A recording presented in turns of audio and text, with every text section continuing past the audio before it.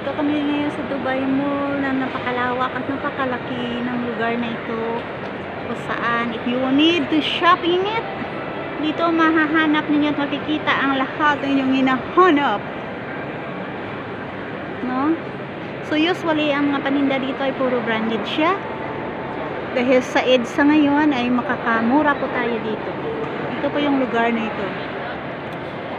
Lahat na lang, cellphone, kung ano na.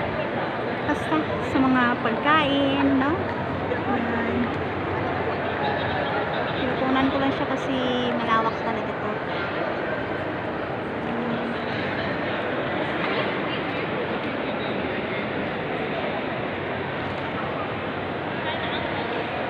Mayroon pa yan doon sa dulo. Malaki pa ito, no? Dito pa lang ako sa entrance pa lang to, entrance. Ayan sa baba doon, see?